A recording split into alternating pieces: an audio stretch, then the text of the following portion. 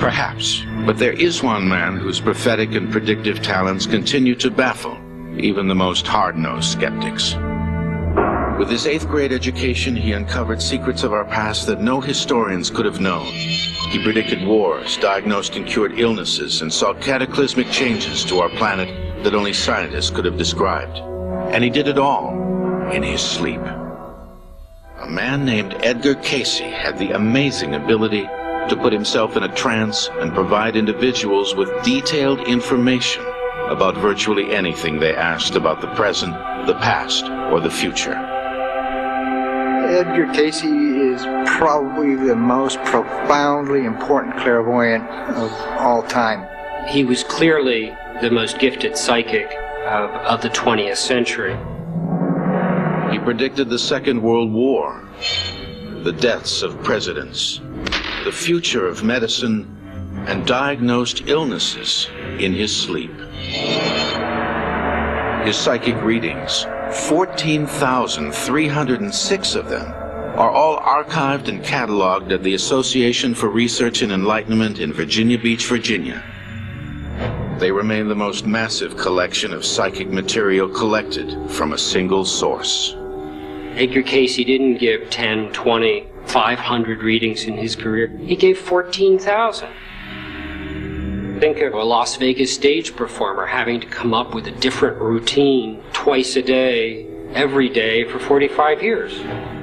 It's just not possible. EDGAR CAYCE gave readings about many different subjects. Nostradamus wasn't quite as eclectic.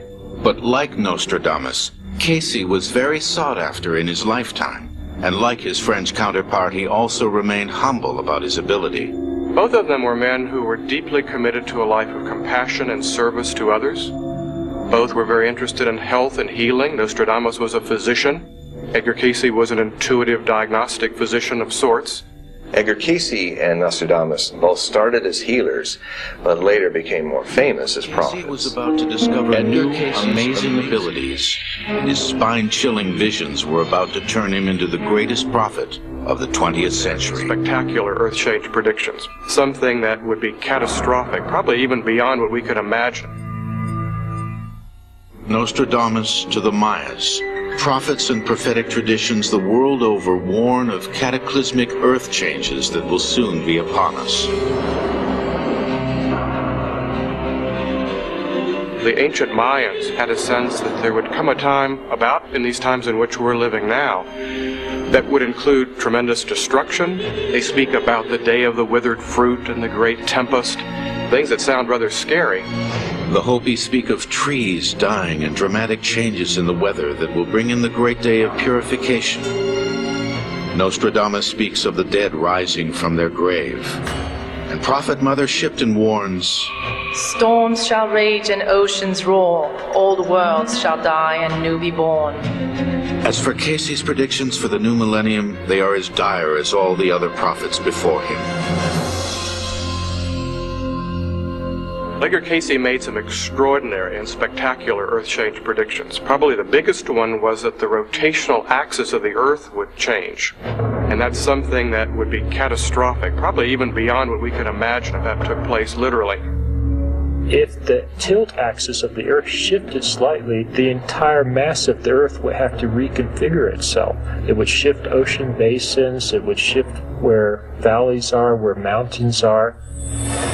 Some of CAYCE's visions of that future were truly terrifying. He speaks of Japan going into the ocean, inundations for southeastern United States, perhaps in a very slow way, but a permanent kind of inundation.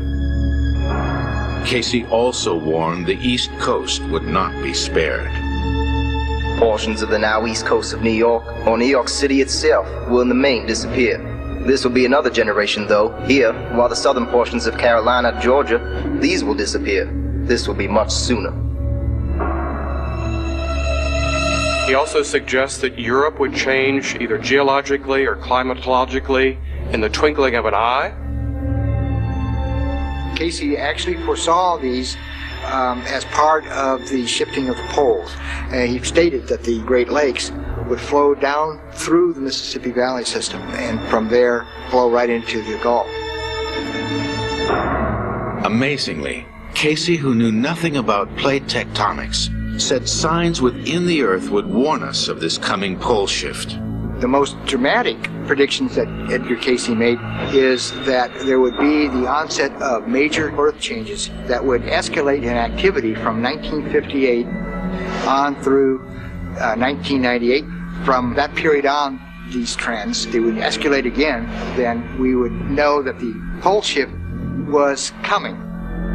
There will be the upheavals in the Arctic and in the Antarctic that will make for the eruption of volcanoes in the torrid areas, and this will begin in those periods in 58 to 98.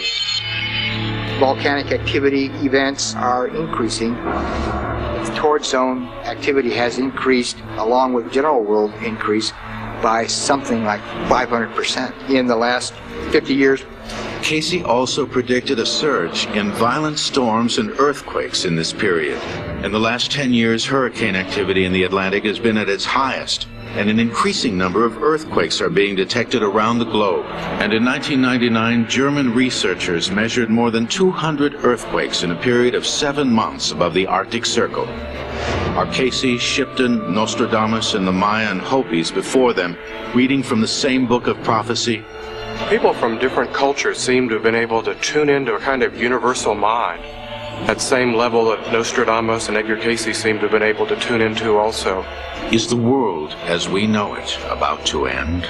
Some disaster with our skies, with our crops, with our rising oceans, they all can basically agree on that. They may emphasize one aspect more than others, but they all share the fact that we are entering a period of evolutionary crisis. So many different prophetic traditions have talked about times of destruction, times of dire cataclysm, death, devastation. More than anything, those predictions are a wake-up call for all of us, as individuals, as a nation, as a world, to look at our relationship to the earth, to nature, and to our relationship with each other. As dire as his Earth prophecies appear, Cayce believed in living in the present. He also believed, like Nostradamus and other prophets before him, that we have a hand in how the future will unfold. Still, in 1939, just as Cayce had predicted, a Second World War broke out. And in 1941, as America became entangled in the conflict, more and more people wrote or came to him asking about the fate of loved ones who were fighting abroad. Edgar, in his own readings, was reminded to give not more than 2 a day, one in the morning and one in the afternoon, because each psychic reading was emotionally draining to a system. Well, Edgar Cayce could not say no to people, and that ultimately brought his downfall, because by the summer of 1944, he was giving 7 and 8 readings a day. In September of 1944, fatigued and depleted, Edgar Cayce suffered a stroke. He died on January 3, 1945 in Virginia Beach. He's buried in his hometown of Hopkinsville, Kentucky. Outside the cemetery, a bronze plaque stands as a testament to his work, but to many he was more than just a great prophet. Relegating Edgar Cayce to the place of someone who simply predicted the future makes Edgar Cayce an event. And in my opinion, the material is so helpful, so valuable, that it's much more a source of information that helps people in the here and now. He isn't any one thing. That is, you can't stick him in a box and label it mystic. You can't stick him in a box and label him psychic. You can't stick him in a box and label him prophet. At the end of the day, Edgar Cayce's readings are not about whether he was right or wrong about Egyptian or Atlantean history, or whether there even was that kind of history. I think at the end of the day, what matters is that he helps us to better understand who we are and why we're here.